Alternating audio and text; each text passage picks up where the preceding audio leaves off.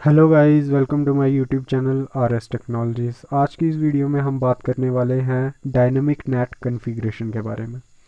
तो इससे पिछली वीडियो में हमने स्टैटिक नेट के बारे में पढ़ा था और उसकी कॉन्फ़िगरेशन की थी, जहाँ पे वन टू वन मैपिंग होती है। आज की इस वीडियो में हम बात करेंगे डायनेमिक नेट कॉन्फ़िगरेशन के बारे में। तो मैं आपको यहाँ पे बता दूँ कि जैसे हमारे स्टैटिक नेट के अंदर में वन टू वन कॉन्फ़िगरेशन रहती है, एक पब्लिक आईपी के लिए एक प्राइवेट आईपी एड्रेस रहता है, वैसे ही यहाँ पर जो बेसिकली डिफरेंस रहेगा स्टैटिक नेट और डायनेमिक नेट के अंदर में, कि वहाँ वन टू वन मैपिंग होती थी स्टैटिक नेट के अंदर में, और यहाँ पर जो है हमें क्या करना पड़ता है, पूल क्रिएट करना पड़ता है। तो उसी पूल के अकॉर्डिंग जो है हमारा डायनेमिक नेट जो है काम करता है। तो यहाँ पर बेसिकली जो है, जैसे आप देख सकते हो, पीसीज जो है मेरे ऑफिस वाले नेटवर्क के अंदर में दो पीसीज लगे हुए हैं, और बाहर जो है मैंने एक पूल जो है क्रिएट करूँगा यहाँ पे, जिसकी पूल की रेंज जो है 1.3 से लेके 1.10 तक के आईपी एड्रेस है, यानी 7 पब्लिक आईपी एड्रेसेस का एक पूल क्रिएट करूँगा यहाँ पे। कि अंदर से जैसे भी जो भी हम यहाँ से कोई भी पैकेट जाएगा, जिस भी आईपी एड्रेस से जाएगा, चाहे वो 10.2 से जाएगा, 10.3 से जाएगा, वो बाहर जाते ही जो है उसकी ट्रांसलेशन जो है 1.3 से लेके 1.10 तक के किसी भी एक आईपी एड्रेस के अंदर में कन्वर्ट हो जाएगी उस रेंज के अंदर में। बट इसकी लिमिटेशन एक है, जैसे हमारे स्टैटिक नेट के अंदर में क्या रहता था कि जितने आईपी एड्रेसेस होते थे प्राइवेट में, उतने ही पब्लिक आईपी एड्रेसेस की ज़रूरत पड़ती थी उनको ट्रांसलेट करने के लिए, क्योंकि वन टू वन मैपिंग रहती थी। इसके अंदर क्या होता है कि जैसे जितनी भी रेंज है, जैसे 1 से लेके 3 तक की रेंज, 1.3 से लेके 1.10 तक की रेंज है, यानी 7 आईपी एड्रेसेस है हमारे पास यहाँ पे, जो पूल क्रिएट किया हुआ उसके अंदर में। तो अगर हमारे नेटवर्क के अंदर जो है 15 या 20 पीसीज लगे होंगे, सिस्टम्स लगे होंगे, तो सिर्फ और सिर्फ 7 ही इंटरनेट का एसेस ले पाएंगे, क्योंकि हमारे जो पूल है उसकी रेंज ही 7 आईपी एड्रेसेस की है, 1.3 से लेके 1.10 तक। तो इसकी एक ही लिमिटेशन है कि जितने आईपी एड्रेसेस होंगे पूल के अंदर में, जैसे 4 की रेंज ली है, 7 की रेंज ली है, तो अगर अंदर 10 लगे हैं तो उस 10 में से 4 या 7 ही इंटरनेट का एसेस ले पाएंगे। इसकी ये लिमिटेशन है। तो इसकी कॉन्फ़िगरेशन कैसे करनी है? इसकी कॉन्फ़िगरेशन करने के लिए आप लोगों को फर्स्ट ऑफ ऑल राउटर के ऊपर में जाना है यहाँ पे।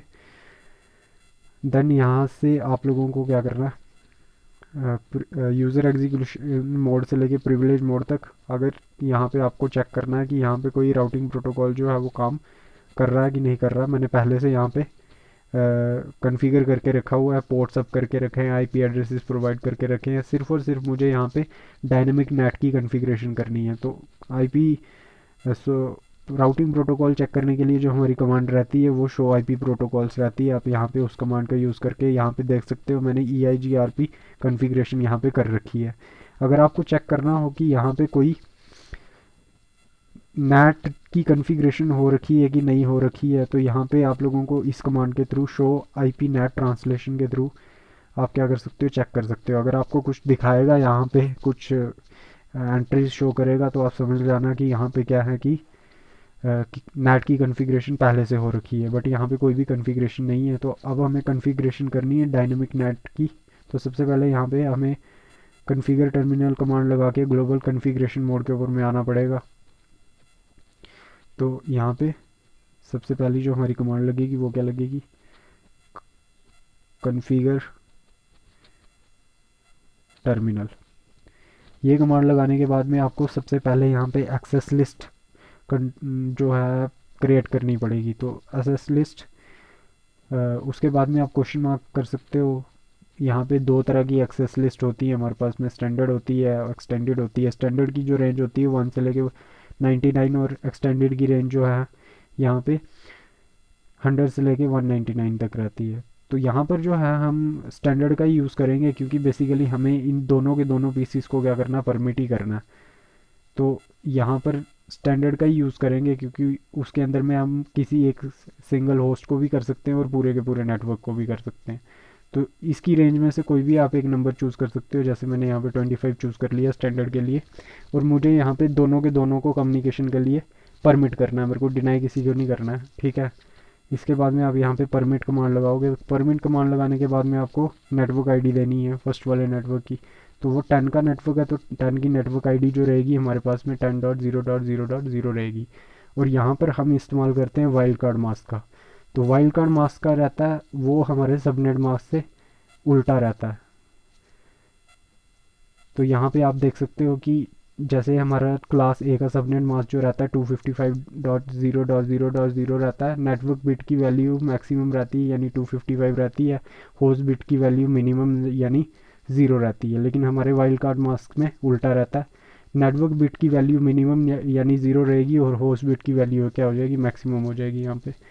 तो यहाँ पे हमने क्या कर लिया, पहली कमांड के अंदर में एक्सेस लिस्ट क्रिएट करके पहले वाले नेटवर्क को परमिट कर दिया। देन दूसरी कमांड के अंदर में हमें यहाँ पे पूल क्रिएट करना है और उसका नेट मास्क जो है प्रोवाइड करवाना है। तो उसके लिए जो हम कमांड लगाएंगे वो IP नेट। उसके बाद में नेक्स्ट आपको क्या करना है, यहाँ पे पूल लिखना है। पूल के बाद में आपको एक पूल का नाम देना पड़ेगा, जैसे फॉर एग्जांपल यहाँ पे XYZ आपने पूल का नाम दे दिया। और देन उसके बाद में आपको रेंज मेंशन करनी है। तो मैंने जो रेंज बेसिकली बाहर जो लेबलिंग कर रखी है वो 1.3 से लेके 1.10 तक, मतलब डायनेमिक का मतलब क्या होता है कि कोई भी एक रैंडम IP एड्रेस मिल जाएगा इस रेंज के बीच में से। तो रेंज मेंशन कर दी। और यहाँ पर उसके बाद में आपको रेंज मेंशन करने के बाद में इधर अगर आप क्वेश्चन मार्क करोगे तो आप देख सकते हो कि नेट मास्क मेंशन करने के लिए बोलेगा। तो नेट मास्क जो है आप अगर आपने यहाँ पे सबनेटिंग कर रखी है तो आप जो सबनेटिंग है उसके अकॉर्डिंग यहाँ पे नेट मास्क जो दोगे। अदरवाइज़ जो है यहाँ पे आप डिफ़ॉल्ट जो क्लास ए का नेट मास्क है जैसे 255.0.0.0 इसका इस्तेमाल कर सकते हो। तो यहाँ पे ये हमारी दूसरी कमांड है। देन थर्ड जो है हमारी, हमें क्या करना है, यहाँ पे IP नेट इनसाइड जो कमांड है उसके बाद क्वेश्चन मार्क करोगे तो सोर्स ही है हमारा।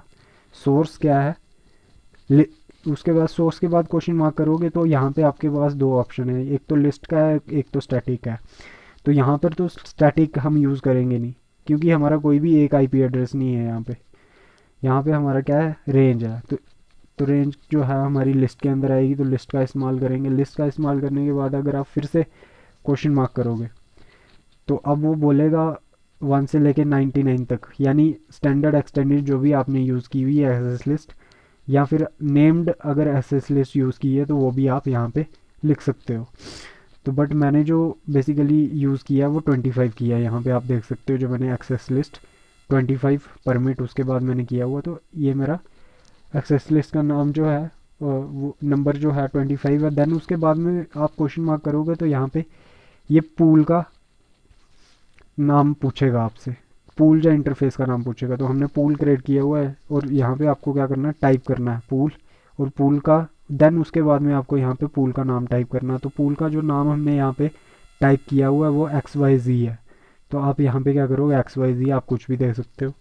आपको बस इतना सा काम करने के बाद में इसको एंटर कर देना है। और देन उसके बाद में वही जैसे हम यहाँ पे स्टैटिक नेट के अंदर में हमने इनसाइड और आउटसाइड का कंसेप्ट देखा था। तो राउटर के लिए इनसाइड कौन सा है, गीगाबाइट ईथरनेट 0/1 है और आउटसाइड कौन सा, गीगाबाइट ईथरनेट 0/0 है। तो इनसाइड आउटसाइड आप यहाँ पे दोनों ही मेंशन कर दोगे। तो उसके लिए क्या करना है, इंटरफेस गीगाबाइट ईथरनेट 0/1 एंटर करोगे, IP नेट, और इसको यहाँ पे क्वेश्चन मार्क करोगे। दो ऑप्शन है यहाँ पे। तो ये जो है ये राउटर के अंदर जाने के लिए तो इनसाइड, और उसके बाद में जो यहाँ पे दूसरा इंटरफेस है गीगाबिट ईथरनेट 0/0 जहाँ से इंफॉर्मेशन या पैकेट्स जो हैं बाहर जाएंगे पब्लिक नेटवर्क के अंदर में, तो वहाँ पे IP नेट आउटसाइड आएगा।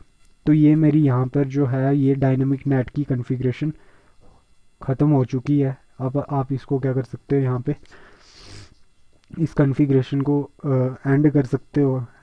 एंड करने के बाद में आप इस कॉन्फ़िगरेशन को राइट कर सकते हो। यहाँ पे राइट करने के बाद में आप चेक कर सकते हो यहाँ पे कि ये कॉन्फ़िगरेशन हुई कि नहीं हुई। तो यहाँ पे सबसे पहले हम क्या करते हैं, एक एक्सेस लिस्ट क्रिएट करते हैं और नेटवर्क को परमिट करते हैं, डिनाई नहीं करते हैं।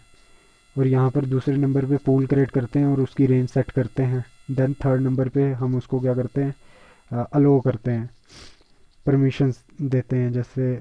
और उसके बाद में इनसाइड और आउटसाइड का यहाँ पे पोर्ट जो है उसको उस पोर्ट की कॉन्फ़िगरेशन इनसाइड है या आउटसाइड है वो करते हैं। देन इसके बाद में हम यहाँ पे अगर कमांड लगा के चेक करेंगे शो आईपी नेट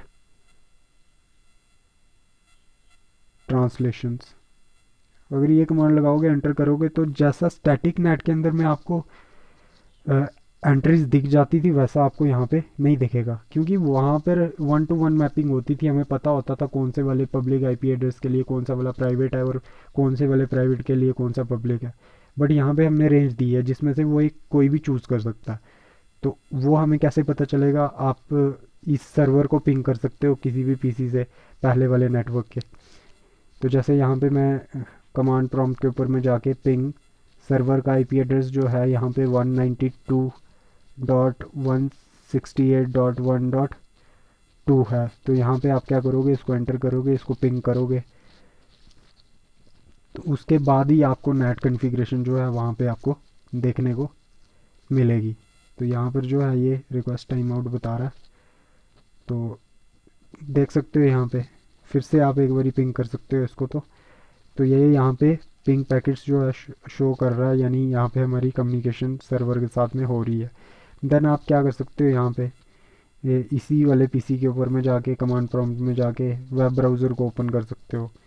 देन उसके बाद में यहाँ पे 192 डॉट, जैसे वो सिस्को कंपनी का सर्वर मैंने वहाँ पे बता के रखा हुआ है, तो 1.2 आईपी एड्रेस है उसका, उसको आप यहाँ से एंटर करोगे तो सिस्को का पेज यहाँ पे ओपन हो रहा है। ये चीज़ करने के बाद में अगर आप यहाँ पे जाके इसी कमांड को फिर से रिपीट करके इसको एंटर करते हो, देन आप यहाँ पे एंट्रीज देख सकते हो कि इनसाइड ग्लोबल देख सकते हो, इनसाइड लोकल देख सकते हो, आउटसाइड लोकल आउटसाइड ग्लोबल दोनों देख सकते हो क्या चीज़ यूज़ हुई है। फर्स्ट ऑफ ऑल यहाँ पे ICMP पैकेट्स यूज़ हुए हैं क्योंकि पिंग किया है मैंने उसको, और देन उसके बाद में मैंने HTTP के थ्रू मतलब उसका वेब पेज जो था ओपन किया था, तो TCP बता रहा है आपको, ट्रांसमिशन कंट्रोल प्रोटोकॉल का यूज़ हुआ है। और ये आगे जो 1 2 3 4 दिखा रहा है ये पोर्ट नंबर्स हैं जिसके थ्रू इंफॉर्मेशन जो है आप रिसीव कर रहे हो, जो सेंड कर रहे हो। Inside local, inside outside local, inside global, outside global के अंदर में। तो यहाँ पर आप देख सकते हो कि जैसे HTTP विज़िट किया तो HTTP का जो पोर्ट नंबर है वहाँ से जहाँ से रिजल्ट्स में शो हुए हैं आपको वो 80 है। तो ये पोर्ट नंबर्स हैं, ये आपको ये भी आपको डायनेमिकली मिलेंगे। यहाँ पे भी आपका इसके ऊपर में भी आप इसको कंट्रोल नहीं कर सकते हो। तो ये मेरी थी यहाँ पे डायनेमिक नेट कॉन्फ़िगरेशन। आज की वीडियो में सिर्फ इतना ही। Thank you.